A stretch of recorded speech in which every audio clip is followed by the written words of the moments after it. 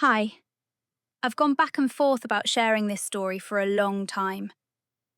My name is Anna, and until a few months ago, I was just a normal person with a normal life and a very complicated family.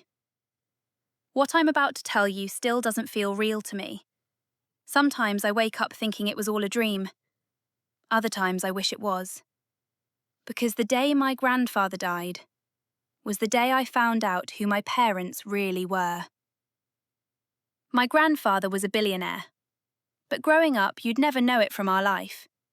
He was distant, quiet, always watching, never speaking much. He didn't hug. He didn't praise. He didn't explain himself. To me, he felt more like a stranger than family. So when we were called to the lawyer's office after his death, I honestly thought I was just there for emotional support. I assumed everything would go to my parents. That's how it always goes, right? I remember sitting there, hands folded in my lap, trying not to cry. The room smelled like old wood and paper. My mother kept checking her phone. My father looked impatient, almost annoyed. Then the lawyer cleared his throat and said my name. At first, I didn't react. I genuinely thought he was reading the attendance list or something. Then he said it again, slowly, clearly. And suddenly, the room went completely silent. That's when I felt it. Every eye on me. My parents didn't look confused. They looked shocked. And that's when the lawyer read the number. And my entire life split into before and after. I remember my first thought wasn't happiness. It was panic. Because when the lawyer said the amount, my brain just shut down. $7 billion. I couldn't even picture what that meant.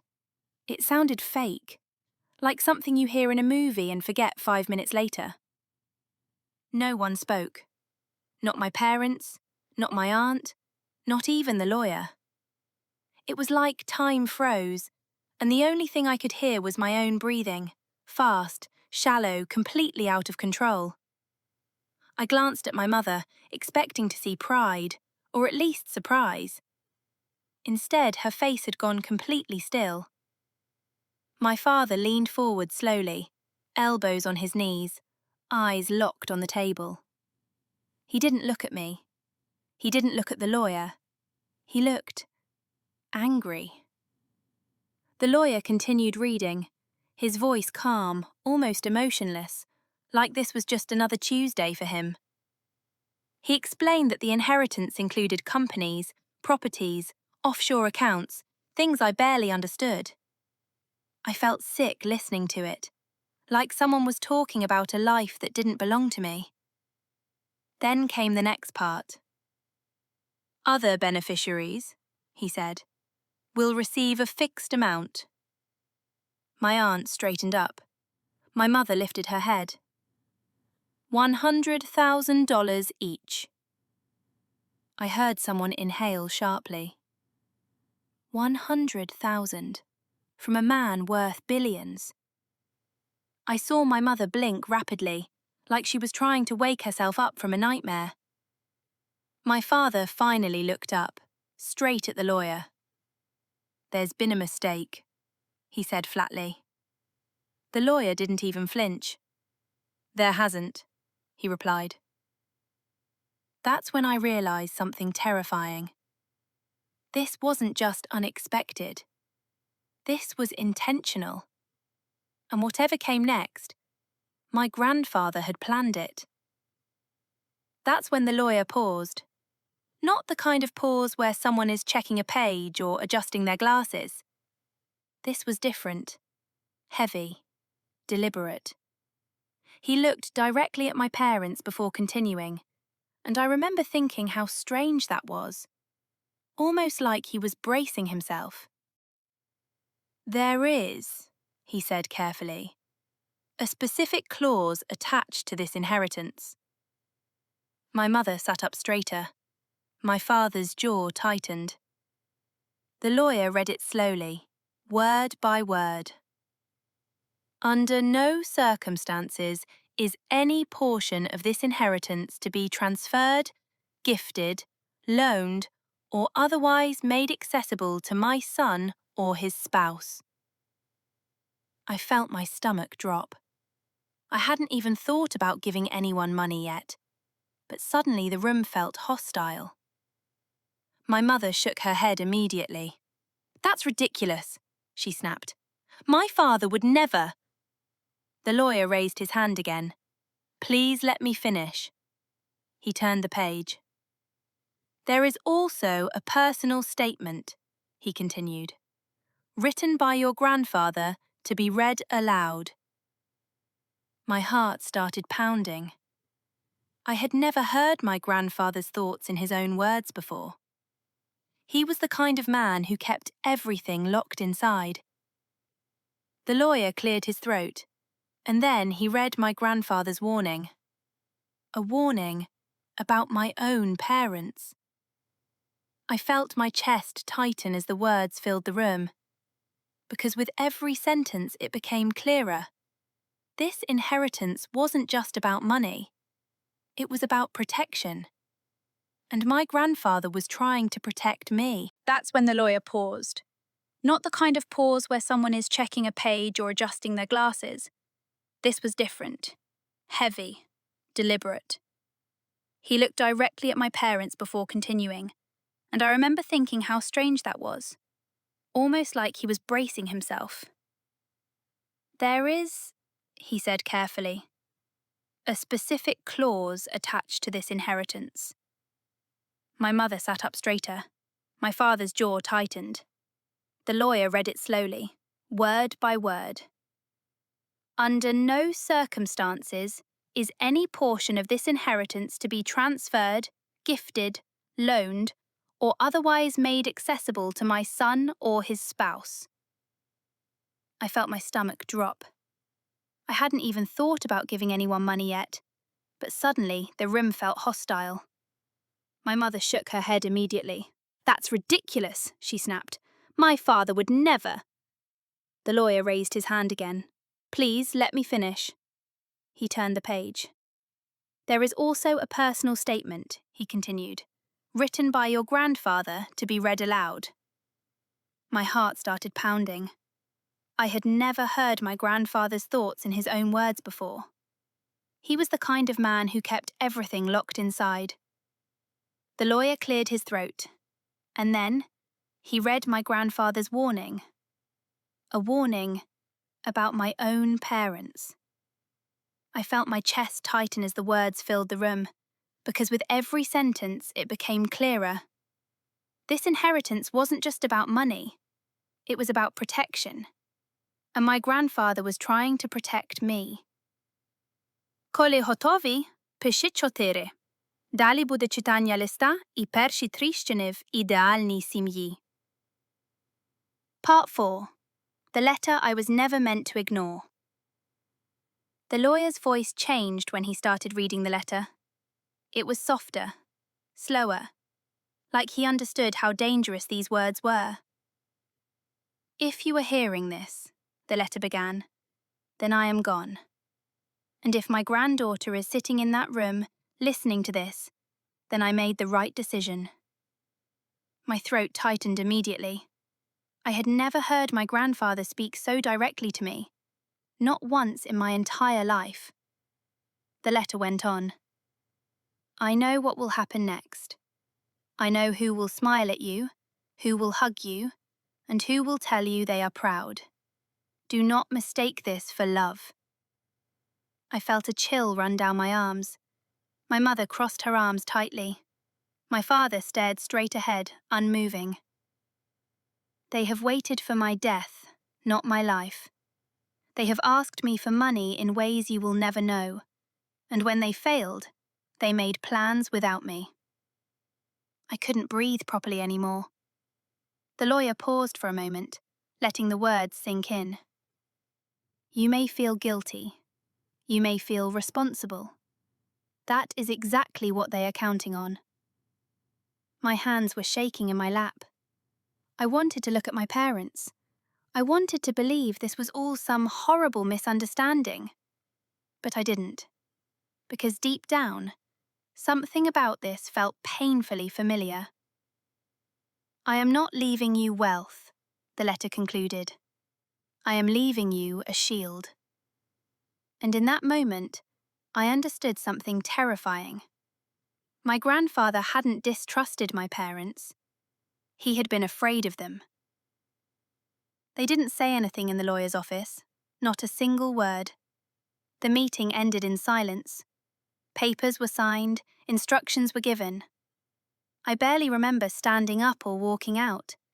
It felt like I was floating, disconnected from my own body. My parents didn't look at me. That scared me more than if they had yelled. It wasn't until later that evening, after I got home, that my phone rang. It was my mother. Her voice was soft, too soft. "Sweetheart," she said, like she used to when I was a child and had done something wrong, but she wasn't ready to yell yet. "Are you okay? This must all be so overwhelming." I swallowed. "I guess." She told me she loved me, that she was proud of me, that my grandfather must have seen something special in me. Then she said it. "This kind of money, it's not meant for one person." There it was. She talked about family, about responsibility, about how my grandfather was old and paranoid near the end, how he had been confused and influenced by bad advisors. I reminded her about the clause, about the letter. There was a pause on the line. Then her voice changed. "Well," she said carefully, "your grandfather isn't here anymore, and you're still our daughter." I felt my chest tighten. Before I could respond, my father took the phone. His voice was calm, cold. "We're not asking," he said. "We're explaining how this is going to work." That's when I knew. This wasn't a conversation. It was a demand. At first, it didn't look like a threat. It looked like concern. My parents started calling every day, sometimes twice. They asked if I was sleeping, if I was eating, if I had talked to a financial advisor yet. They sent articles about lottery winners who ruined their lives, videos about young people who lost everything because they didn't listen to their elders.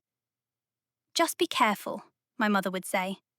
"We're only trying to protect you." But every conversation ended the same way, with money. They suggested I move back closer to them, that we buy a house together, that I let my father help manage things, just temporarily, of course. When I hesitated, their patience thinned. My mother cried, told me I was hurting her. My father reminded me how much they had sacrificed for me growing up. Then the tone shifted again. My father started talking about legal options, about how wills can be challenged, about how courts don't like sudden drastic decisions made by elderly men. He never said the word lawsuit. He didn't have to. I began having trouble sleeping. Every phone notification made my stomach twist. I stopped answering some calls just to breathe. And that's when the guilt set in. Because part of me still wanted to believe them, still wanted to believe this was love. But deep down, I knew the truth.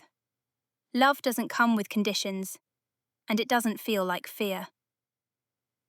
One night, I couldn't sleep. I was lying in bed, staring at the ceiling, replaying every conversation, every accusation, every "we're doing this for your own good." That's when I opened my grandfather's letter again. I read it slower this time. Not as a warning, but as a map. And suddenly, things from my childhood started making sense in a way they never had before. Growing up, my parents always told me we were comfortable but careful, that money was tight, that vacations were a luxury, that I should be grateful for what I had. But now I remembered the things that didn't fit. The private tutor I thought was a school program, The medical bills my parents said insurance covered. The year we almost lost the house, and somehow didn't. It was all him. My grandfather had been quietly stepping in, without credit, without thanks. And my parents? They took the credit. They let me believe they were the ones holding everything together. There was a line in the letter I had skipped before. They will tell you they raised you. I know how often they asked me to do it for them. I felt sick reading that, because it meant something unbearable. They hadn't protected me from him. He had protected me from them. And once I saw that truth, I couldn't unsee it. The official letter arrived on a Tuesday morning. Thick envelope, legal letterhead. My hands were shaking before I even opened it. My parents were suing me, their own daughter. They claimed my grandfather had been manipulated, that I had undue influence over him, that he was mentally unstable in his final years and incapable of making rational decisions. Reading it felt unreal, like someone had taken my life and turned it into a bad courtroom drama. But the worst part, they didn't tell me themselves. No phone call, no warning. I found out through lawyers. Within days, things escalated. I started seeing articles online, anonymous sources, vague wording, but unmistakably about me. About a young heiress. About family conflict over a massive estate. People speculated, commented, judged. My mother cried on television about being cut off from her child. My father talked about seeking justice. They never mentioned the letter. They never mentioned the clause. They never mentioned why my grandfather had done this. I felt exposed, violated, alone. But then my lawyer showed me something. Documents, emails, records. Proof my grandfather had kept, quietly, carefully, just in case. And for the first time since all this began, I felt something other than fear. I felt ready. The documents my lawyer showed me were devastating. Not because of the money, but because of the truth. There were emails from my parents to my grandfather begging for loans. Some polite, some desperate, some angry. There were drafts of business plans my father had written, listing assets he assumed he would inherit. Assets that weren't his. There were also records of debts, massive ones, hidden ones. Debts my parents never told anyone about. And then there was something that broke me. A handwritten note from my grandfather. If they take this to court, show her everything. She deserves to know who raised her. I cried when I read that. Not because I felt betrayed, but because I finally felt chosen. The court case didn't last long. Once the evidence was presented, my parents' story collapsed. The judge dismissed their claims, publicly, decisively. The media moved on as quickly as it had arrived. My parents didn't apologize. They didn't call. They didn't even say goodbye. They just disappeared. And in the silence they left behind, I realized something. The money didn't cost me my family. It revealed that I never really had one. When everything was finally over, people kept asking me the same question. Was it worth it? As if money was the point. As if this was some kind of victory. But standing there, in the quiet that followed the chaos, I didn't feel rich. I felt clear. I moved away. Not far, but far enough. I changed my number. I stopped checking the news. I started therapy, something I probably should have done years ago. The money stayed, but I didn't let it define me. I set up foundations my grandfather had quietly supported for decades. I paid for scholarships, medical care, things that actually changed lives. things that didn't ask for loyalty in return. Sometimes I still miss my parents. Not who they were, but who I thought they were. And that's the hardest part. Because losing people hurts. But losing illusions? That changes you. If there's one thing my grandfather really left me, it wasn't wealth. It was the freedom to stop confusing control with love. And I will protect that, no matter the cost.